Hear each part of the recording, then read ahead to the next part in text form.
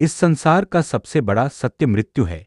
यह ऐसा सत्य है जिसे कोई भी इंसान चाहकर भी टाल नहीं सकता। फिर भी मनुष्य जीवन भर भौतिक सुख सुविधाओं और धन संपत्ति के मोह में डूबा रहता है, लेकिन जब उसकी अंतिम घड़ी आती है, जब वह अपनी आखिरी सांसें गिन रहा होता है, तभी उसे यह एहसास होता है कि उसने जो कुछ भी कमाया या चाहा, सब यही रह जाएगा। हम सब जानते हैं कि इस पृथ्वी पर जन्म लेने वाला कोई भी जीव अमर नहीं है। एक दिन हर किसी को इस मिट्टी के शरीर को छोड़कर जाना ही होता है।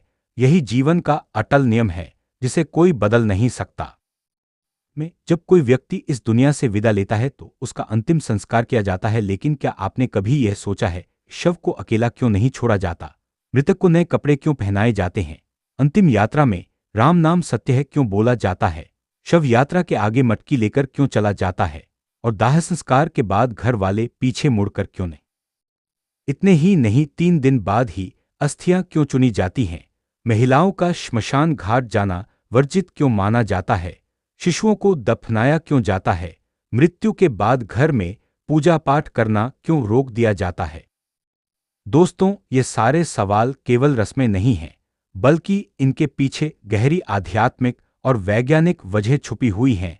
इन रहस्यों के उत्तर हमारे धर्मग्रंथों गरुड़ पुराण और श्रीमद् भगवद गीता में विस्तार से बताए गए हैं। आज की इस कथा में हम इन्हीं प्रश्नों का रहस्य जानेंगे। यह एक ऐसा विषय है जिस पर विज्ञान आज तक पूरी तरह से सफल नहीं हो पाया, लेकिन हमारे शास्त्रों ने इसे हजारों साल पहले ही समझा दिया था। दोस्तों, गीता में श्री कृष्ण भगवान कहते हैं, जिसने जन्म लिया है उसकी मृत्यु निश्चित है, और जिसकी मृत्यु हुई उसका पुनर्जन्म भी निश्चित है। यानी यह चक्र कभी रुकता नहीं, यह सदा चलता रहता है। महाभारत में यक्ष ने जब युधिष्ठिर से पूछा कि संसार का सबसे बड़ा आश्चर्य क्या है, तो युधिष्ठिर ने उत्तर दिया, मनुष्य रोज दूसरों को मरते हुए देखता है, फिर भी अपने मरने के बारे में कभी नहीं सोचता। यही इस जीवन का सबसे बड़ा रहस्य है। मृत्यु के बाद शव को अकेला क्यों नहीं छोड़ा जाता? दोस्तों, हम जिस लोक में रहते हैं उसे मृत्युलोक कहा जाता है। यहाँ मृत्यु के बाद अंतिम संस्कार से जुड़ी कई परंपराएं हैं, जिनके पीछे आध्यात्मिक कारण भी हैं और वैज्ञानिक आधार भी। अगर आपने ध्यान दिया हो तो किसी की मृत्यु अगर सूर्यास्त के बाद हो तो उसका अंतिम संस्कार रात में नहीं किया जाता। परिजन सुबह होने का इंतजार करते हैं, और अगर शव को रात भर रखना पड़ जाए तो उसे कभी भी अकेला नहीं छोड़ा जाता। पूरी रात परिवार या समाज का कोई न कोई व्यक्ति मृतक के पास बैठा रहता है और सुबह होने तक उसकी देखभाल करता है। प्यारे साथियों, अब संक्षेप में यह जान लेते हैं कि किन परिस्थितियों में शव का दाह संस्कार नहीं किया जाना चाहिए। गरुड़ पुराण में इसका स्पष्ट उल्लेख मिलता है। 3 स्थितियां ऐसी हैं जब अंतिम संस्कार को उचित समय तक टालना आवश्यक है। पहली परिस्थिति, यदि किसी व्यक्ति की मृत्यु सूर्यास्त के बाद हो जाए। ऐसी स्थिति में शव को पूरी रात घर में ही रखना चाहिए और अगली सुबह सूर्योदय के बाद ही दाह संस्कार करना चाहिए। शास्त्रों के अनुसार यदि रात में दाह संस्कार कर दिया जाए तो आत्मा को सद्गति प्राप्त नहीं होती। दूसरी परिस्थिति, यदि मृत्यु पंचक काल में हो। कहा जाता है कि यदि इस काल में किसी का अंतिम संस्कार किया जाए तो उसके परिवार या कुल के 5 अन्य लोगों की भी मृत्यु हो सकती है। इस दोष से बचने के लिए विद्वान आटे या सूखी घास से 5 पुतले बनाकर शव के साथ अर्थी पर रखते हैं। विधि विधान से यह कर्म करने के बाद ही दाह संस्कार किया जाता है, तभी आत्मा को शांति और मोक्ष की प्राप्ति होती है। तीसरी परिस्थिति, जब मृतक का पुत्र मुखाग्नि देने के लिए उपस्थित न हो। धर्मशास्त्रों में यह बहुत महत्वपूर्ण माना गया है कि मुखाग्नि पुत्र के हाथों से ही दी जाए। ऐसा करने से आत्मा को सद्गति मिलती है। यदि पुत्र यात्रा में हो तो उसके आने तक इंतजार किया जाता है। अब सवाल उठता है कि दाह संस्कार से पहले शव को अकेला क्यों नहीं छोड़ा जाता? गरुड़ पुराण के अनुसार मृत्यु के बाद आत्मा 13 दिनों तक घर के वातावरण में रहती है। इस दौरान शव पूजनीय माना जाता है, इसलिए उसे अकेला छोड़ना आत्मा का अपमान माना जाता है। यदि शव को चींटियां, कीड़े मकोड़े, कुत्ते या बिल्ली इत्यादि नुकसान पहुंचाए तो आत्मा को भी यमलोक की यात्रा में वही कष्ट झेलने पड़ते हैं। इसीलिए परिजनों की जिम्मेदारी होती है कि शव की पूरी तरह सुरक्षा करे। रात का समय तामसिक शक्तियों का होता है। जब शरीर निर्जीव हो जाता है तो नकारात्मक शक्तियां उस पर अधिकार करने का प्रयास करती हैं। इस कारण हमेशा किसी न किसी का शव के पास मौजूद रहना आवश्यक है। वैज्ञानिक दृष्टि से भी यह आवश्यक है।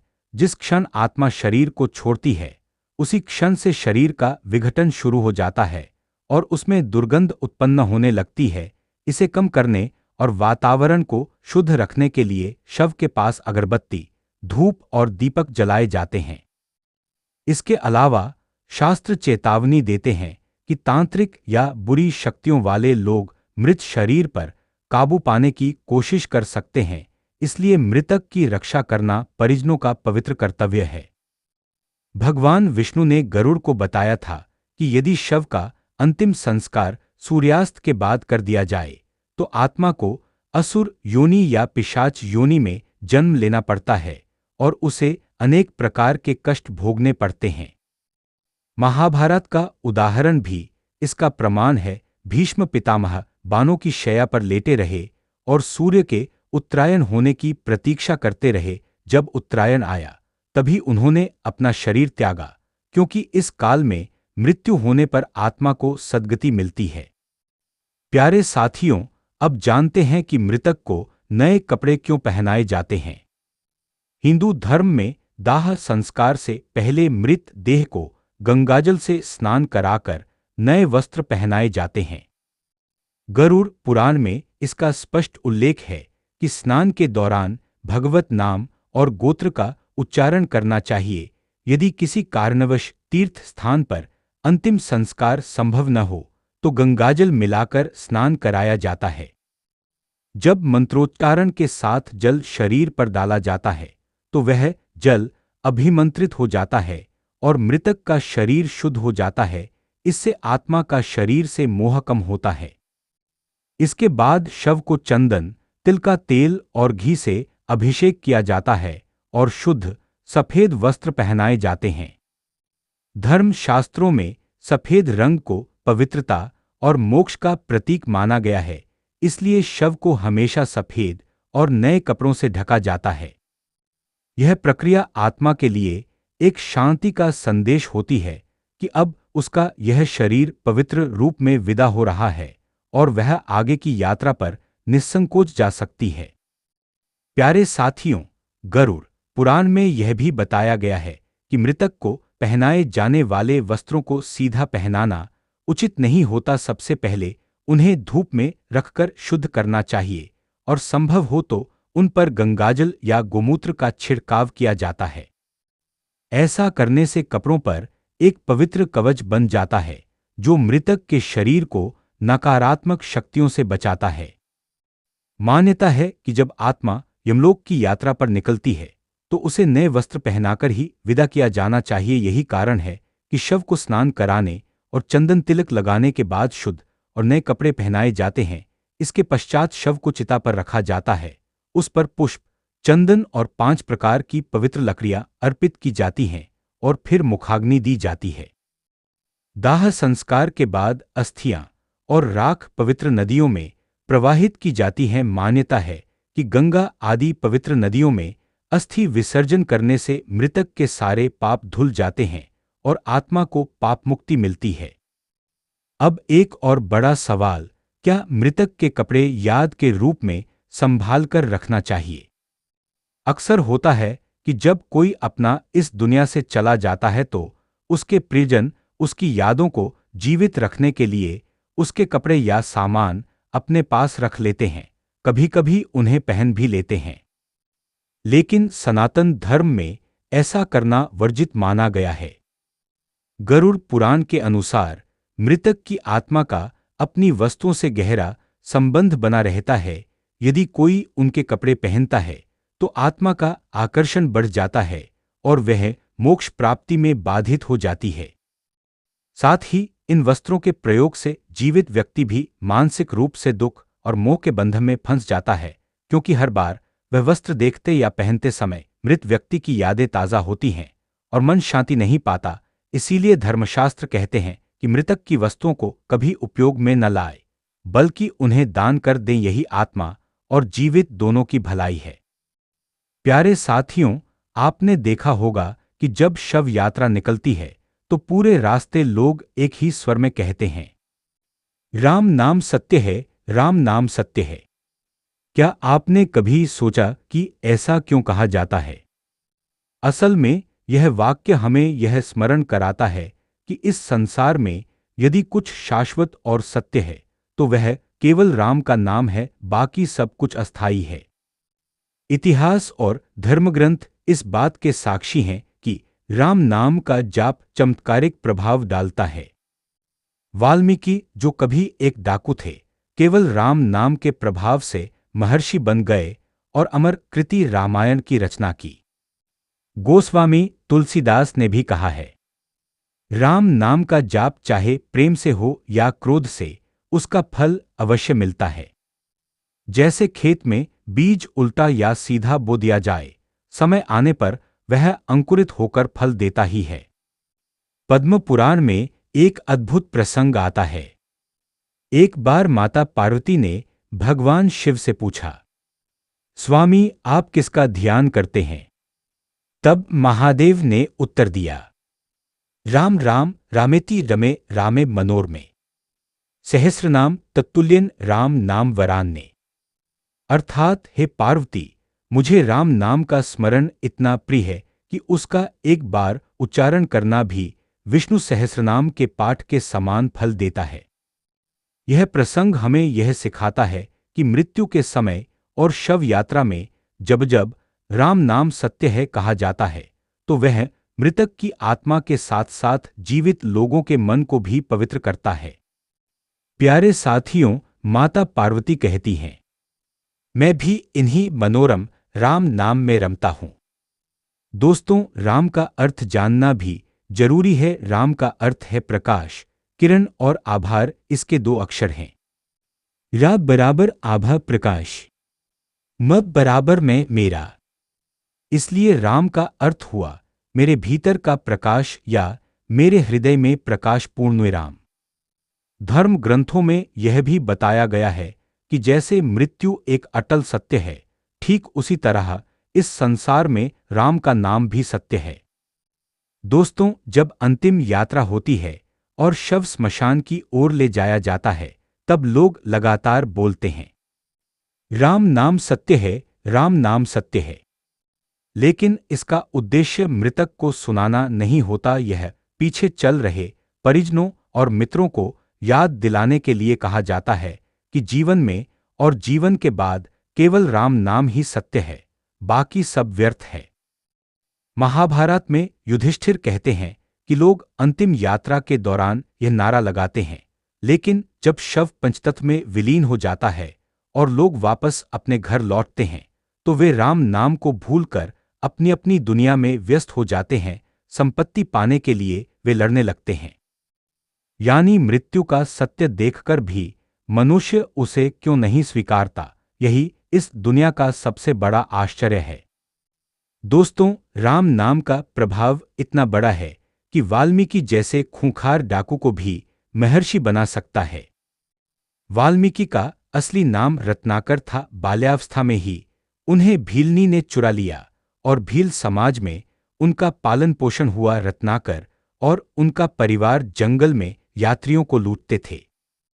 एक बार साधुओं की मंडली जंगल से गुजर रही थी। रत्नाकर ने उन्हें लूटने और जान लेने की कोशिश की, लेकिन साधुओं के तेजस्वी प्रभाव से उसका मन बदल गया। साधुओं ने उसे तमसा नदी के तट पर राम नाम का जाप करने को कहा। सिर्फ राम नाम के जाप से रत्नाकर का जीवन बदल गया। वह त्रिकालदर्शी बन गया और श्री राम के जन्म से पहले ही 24,000 श्लोकों में रामायण की रचना कर दी। अब जानते हैं कि शव यात्रा में मखाने और सिक्के क्यों फेंके जाते हैं। मखाना बराबर अहंकार त्यागने का प्रतीक।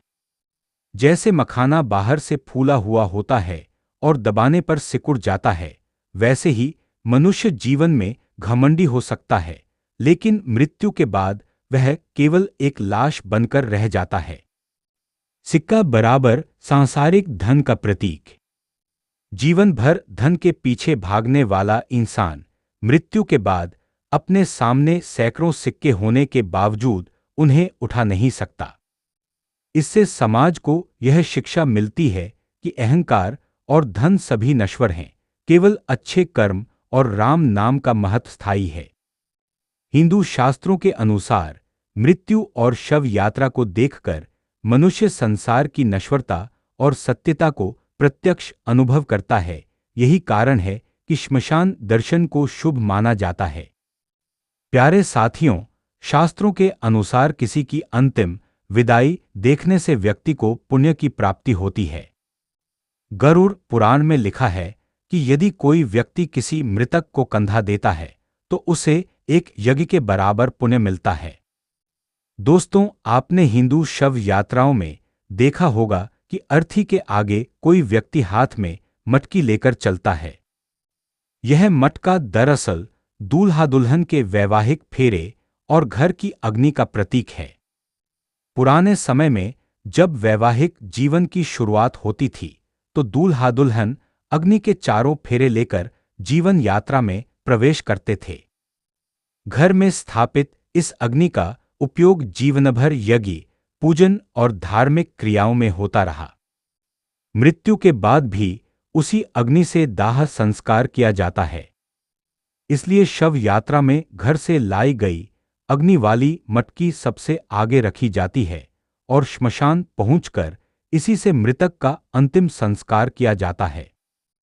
अंतिम संस्कार के समय मृतक के पुत्र या कोई परिजन पानी से भरा घड़ा कंधे पर रखकर चिता के चारों ओर परिक्रमा करता है।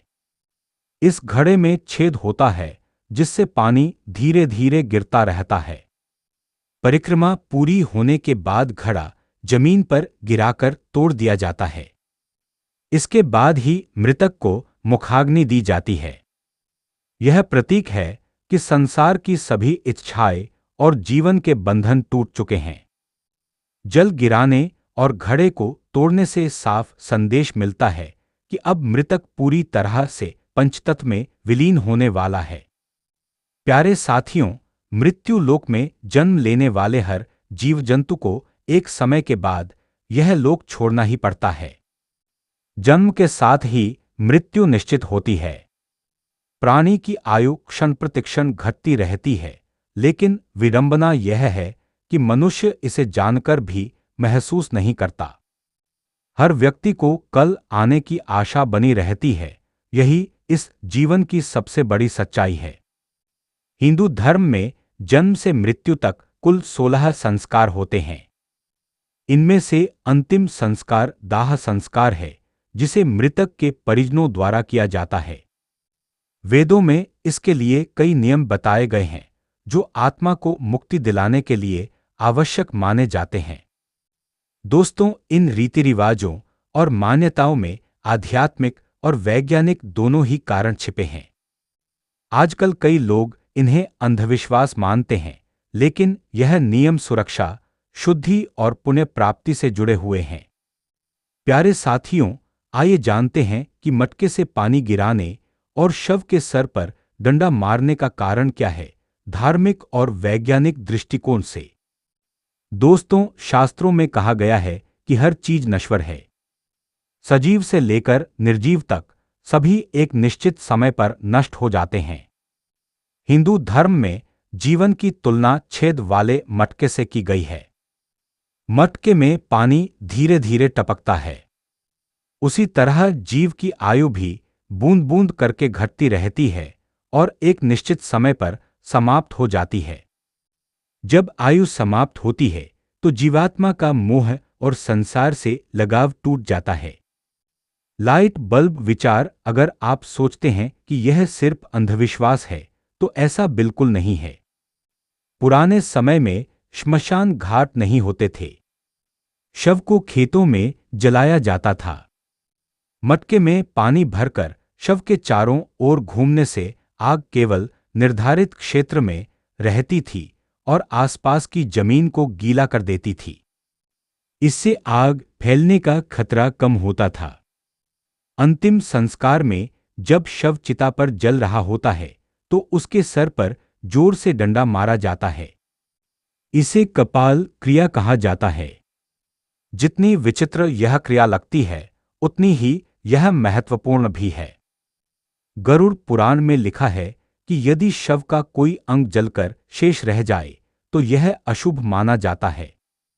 शव का पूरा जलना मृतक के अगले जीवन और आत्मा की मुक्ति के लिए जरूरी है। डंडा सर पर इसलिए मारा जाता है ताकि खोपड़ी पूरी तरह जल जाए, विशेषकर ब्रह्मरंध्र के पास। धार्मिक मान्यता है कि यदि ब्रह्मरंध्र भेद दिया जाता है तो आत्मा स्वर्ग प्राप्त करती है।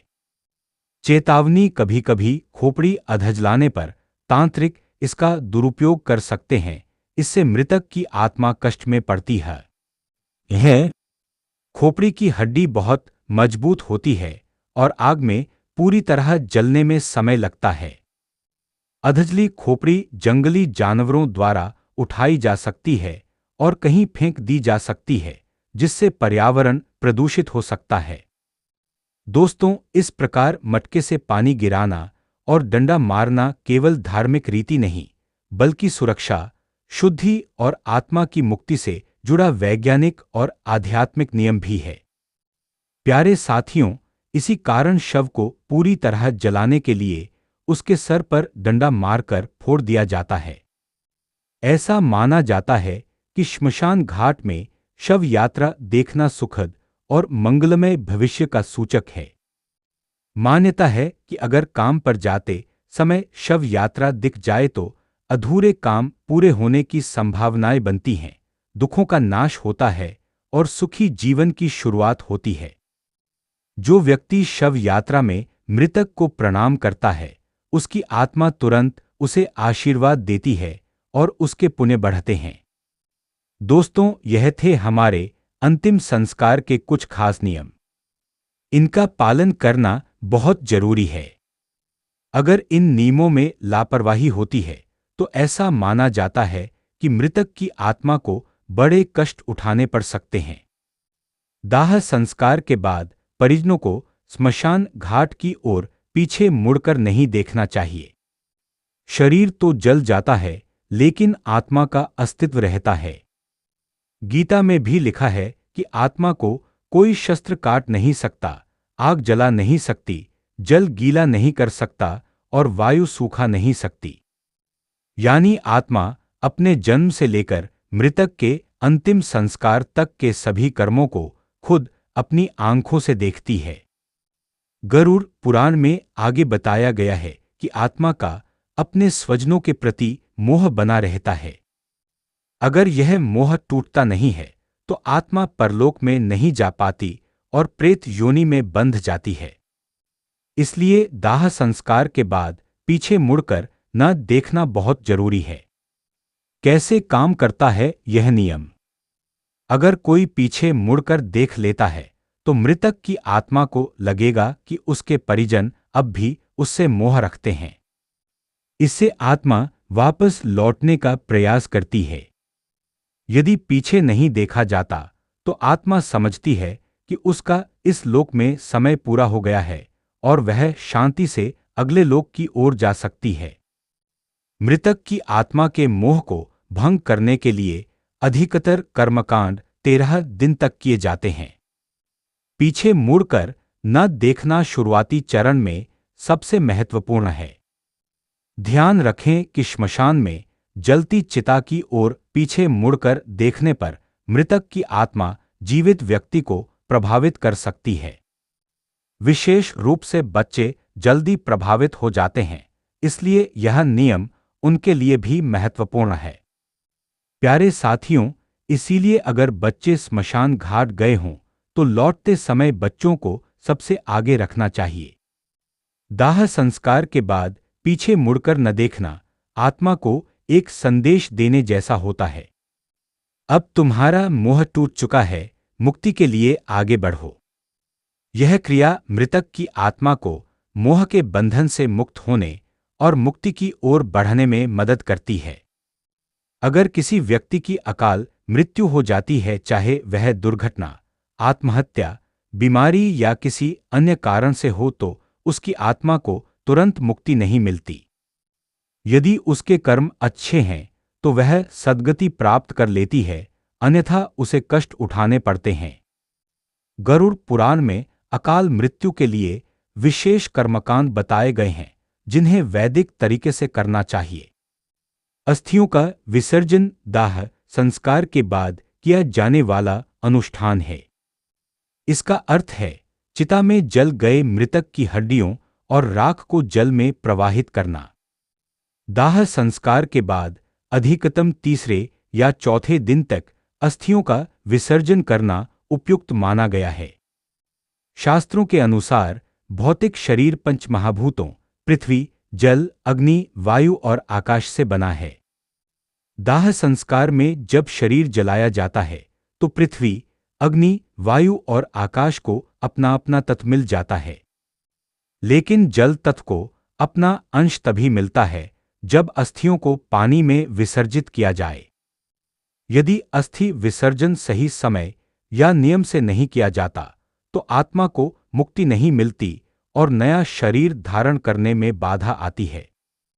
गरुड़ पुराण और अन्य धर्मशास्त्रों में लिखा है कि अस्थि विसर्जन के लिए गंगा और पवित्र नदियां सबसे उपयुक्त हैं। दाह संस्कार के दौरान मंत्रों के उच्चारण से अस्थियों में आकाश और तेज तत्वों की ऊर्जा विद्यमान रहती है। यह प्रभाव 3-4 दिनों के बाद धीरे धीरे कम होने लगता है। इसलिए तीसरे या चौथे दिन तक अस्थियों का संचयन और अगले 10 दिनों में उनका विसर्जन सबसे उपयुक्त माना गया है। प्यारे साथियों, इस प्रकार दाह संस्कार और अस्थि विसर्जन का समय केवल धार्मिक मान्यता नहीं, बल्कि आध्यात्मिक और वैज्ञानिक दोनों दृष्टियों से महत्वपूर्ण है। शास्त्रों के अनुसार किसी की अंतिम विदाई देखने से व्यक्ति को पुण्य की प्राप्ति होती है। शव यात्रा के महत्व को गरुड़ पुराण में इस तरह लिखा गया है, यदि कोई व्यक्ति किसी मृत व्यक्ति को कंधा देता है तो उस व्यक्ति को एक यज्ञ के बराबर का पुण्य मिलता है। प्यारे साथियों, अब हम जानेंगे कि मृत व्यक्ति को स्मशान ले जाते समय उसकी अर्थी के आगे एक व्यक्ति मटके में क्या लेकर चलता है। साथियों, मृत्यु लोक में जन्म लेने वाले हर जीव जंतु को एक समय के बाद यह लोक छोड़ना ही पड़ता है। उनकी मृत्यु जन्म लेने के साथ ही निश्चित हो जाती है। यही पृथ्वी लोक का सबसे बड़ा सत्य है। प्राणी की आयु क्षण प्रतिक्षण घटती रहती है, लेकिन कितनी बड़ी विडंबना है कि मनुष्य इस सत्य को जानकर भी महसूस नहीं कर पाता। हर व्यक्ति को कल आने की उम्मीद बनी रहती है। में व्यक्ति की मृत्यु के बाद शव का दाह संस्कार किया जाता है। हिंदू धर्म में जन्म से लेकर मृत्यु तक 16 संस्कार होते हैं और इनमें से सबसे अंतिम संस्कार है दाह संस्कार, जो व्यक्ति के मरने के बाद उसके परिजनों द्वारा किया जाता है। इस संस्कार के अंतर्गत वेदों में कई नियम बताए गए हैं जो मान्यता अनुसार आत्मा को मुक्ति दिलाने के लिए जरूरी होते हैं। यह नियम बड़े विचित्र गरुड़ पुराण में बताए गए यह केवल मान्यताएं नहीं हैं, बल्कि इनका आधार आध्यात्मिक और वैज्ञानिक दोनों ही है। आजकल लोग इन रीति रिवाजों के पीछे छुपे कारण को नहीं जानना चाहते और जो जानना चाहते हैं उन्हें सही जानकारी उपलब्ध नहीं हो पाती। आज हम आपको अंतिम संस्कार से जुड़े कुछ अजीबोगरीब नियम और मान्यताओं के बारे में बताएंगे और साथ ही साथ उनका आध्यात्मिक और वैज्ञानिक कारण भी स्पष्ट करेंगे। दोस्तों, आज देखने को मिलता है कि हम में से कई लोग अपनी पुरानी मान्यताओं को अंधविश्वास मानते हैं और वैज्ञानिक तर्क देकर धर्म के किसी भी उल्लेख को नजरअंदाज कर देते हैं। पतली रस्सी में बंधी मटकी और उससे निकलता हुआ धुआं आपने भी हिंदू शव यात्राओं में देखा होगा। इस मटकी को हाथ में पकड़कर मृतक का कोई परिजन शव यात्रा में सबसे आगे चलता है, फिर श्मशान घाट पहुंचकर इसी यानी कि घर से लाई गई इसी अग्नि से ही अंतिम संस्कार करने के पीछे एक खास वजह है। दरअसल दूल्हा दुल्हन जिस अग्नि के फेरे लेकर वैवाहिक जीवन में प्रवेश करते हैं, उस अग्नि को मंत्र उच्चारण से घर में स्थापित कर दिया जाता है। अनजान व्यक्ति इसी अग्नि का उपयोग घर, यज्ञ, पूजन आदि में पूरे जीवन करता है। यहां तक कि मरने के बाद भी इसी अग्नि से ही दाह संस्कार किया जाता है। पूरा आइए अब बात करते हैं कि मुखाग्नि देने से पहले पानी से भरे मटके को गिराकर तोड़ा क्यों जाता है दोस्तों। अंतिम संस्कार के दौरान शव को चिता पर लिटाकर मृत व्यक्ति का पुत्र या कोई अन्य परिजन पानी से भरा घड़ा अपने कंधे पर रखकर चिता के चारों तरफ परिक्रमा करता है। इस घड़े में एक छेद होता है जिससे पानी निरंतर गिरता रहता है परिक्रमा करने के बाद। आइए जानते हैं ऐसा करने का धार्मिक और वैज्ञानिक कारण दोस्तों। शास्त्रों के अनुसार हर चीज नश्वर है, सजीव से लेकर निर्जीव तक सभी एक निश्चित समय पर नष्ट हो जाते हैं। हिंदू धर्म के अनुसार जीवन एक छेद वाले घड़े की तरह है जिसमें आयु रूपी पानी हर पल टपकता रहता है और ऐसे ही बूंद बूंद करके मटके से गिरते गिरते वह पानी कुछ ही समय में खत्म हो जाता है। ठीक वह पुराने समय में स्मशान घाट नहीं हुआ करते थे, ऐसे में शव को खेतों में जलाया जाता था। मटके में पानी भरकर शव के चारों ओर घूमने के पीछे वैज्ञानिक कारण यह रहता था कि जब शव को जलाया जाए तो आग केवल उसी क्षेत्र में रहे, आगे ना फैले। दूसरे नियम के अंतर्गत जब मृत व्यक्ति का शव चिता पर जल रहा होता है तो उसके सर पर जोर से डंडा मारा जाता है। इस क्रिया को कपाल क्रिया कहा जाता है। गरुड़ पुराण के अनुसार शव को जलाते समय यदि उसका कोई अंग शेष रह जाए तो इसे अशुभ माना जाता है। दाह संस्कार की क्रिया से मृत व्यक्ति का अगला जीवन प्रभावित हो सकता है। घी और कपूर के प्रयोग से शव को पूरी तरह जलाए। इसी कारण से शव को पूरी तरह जलाने के लिए सर पर डंडा मारकर फोड़ दिया जाता है। ऐसा माना जाता है कि शव यात्रा देखना सुखद एवं मंगलमय भविष्य का सूचक है। मान्यता यह भी है कि यदि काम पर जाते समय शव यात्रा दिख जाए तो अधूरे काम पूरे होने की संभावनाएं बनने लगती हैं, दुखों का नाश और सुखी जीवन का आगाज होता है। जो आत्मा शरीर से तुरंत निकली होती है वह अपनी अर्थी के साथ चल रही होती है और जो उसे प्रणाम करता है उसे आशीर्वाद देती है, जिससे व्यक्ति के पुण्य बढ़ते हैं। साथियों, ये थे हमारे अंतिम संस्कार के कुछ खास नियम जिनका पालन करना जरूरी होता है। अन्यथा ऐसा माना जाता है कि अगर इन नियमों के पालन में किसी प्रकार की लापरवाही हुई तो मृतक की आत्मा को बड़े कष्ट उठा। दाह संस्कार करने के बाद उसके परिजनों में से किसी को भी पीछे मुड़कर स्मशान घाट की तरफ नहीं देखना चाहिए। गरुड़ पुराण में भगवान विष्णु ने मृत्यु लोक के रहस्य, मरणोपरांत आत्मा की गति, प्राणियों की मृत्यु आदि के बारे में विस्तार से बताया है। मृत व्यक्ति के शरीर को छोड़ने के बाद आत्मा कब, कितने समय, कहाँ रहती है, इस बारे में बताया गया है। जो व्यक्ति पीछे मुड़कर देखता है उसकी आत्मा को यह लगता है कि परिजन अभी भी उसके प्रति मोह रखते हैं। अगर पीछे मुड़कर नहीं देखा तो आत्मा समझ जाती है कि अब उसके परिजन सांसारिक जीवन में लौट गए हैं और वह मुक्ति के लिए आगे बढ़ सकती है। इसीलिए यदि बच्चे स्मशान घाट गए हों तो स्मशान से लौटते समय बच्चों को सबसे आगे रखना चाहिए। दाह संस्कार के बाद पीछे मुड़कर ना देखना आत्मा को संदेश देता है कि अब मृत व्यक्ति की आत्मा के साथ मोह का बंधन टूट गया है। यदि किसी मनुष्य की अकाल मृत्यु होती है तो उसकी आत्मा को जल्दी मुक्ति नहीं मिल पाती। गरुड़ पुराण में अकाल मृत्यु को लेकर कई कर्मकांड बताए गए हैं। अस्थियों का विसर्जन दाह संस्कार के 3-4 दिन बाद ही करना चाहिए। अस्थियों को पवित्र नदियों में ही विसर्जित करना चाहिए, जिसमें सबसे ज्यादा महत्व गंगा नदी का है। अस्थियों का सही समय पर विसर्जन आत्मा की मुक्ति के लिए आवश्यक है। गंगा नदी में अस्थियों के विसर्जन की पौराणिक कथा के अनुसार राजा शांतनु और मां गंगा के 7 पुत्र देवता थे, जिन्हें गंगा नदी में प्रवाहित करना ही उद्धार का उपाय था। विज्ञान के अनुसार अस्थि विसर्जन से जल और मृदा की गुणवत्ता में सुधार होता है। धर्म ग्रंथों में अस्थियों का संचयन 3 दिन के अंदर करने और उन्हें गंगा में विसर्जित करने का महत्व बताया गया है। अंतिम संस्कार के दिन से लेकर 13 दिनों तक घर में पवित्रता बनाए रखना चाहिए। आज के लिए बस इतना ही। उम्मीद है जानकारी पसंद आई होगी। वीडियो पसंद आए तो लाइक और शेयर जरूर कीजिए। चैनल सब्सक्राइब करना ना भूलें। अगली वीडियो में नई सीख के साथ मिलेंगे। अपना ख्याल रखिए और हमेशा मुस्कुराते रहिए। जय श्री राधे कृष्णा।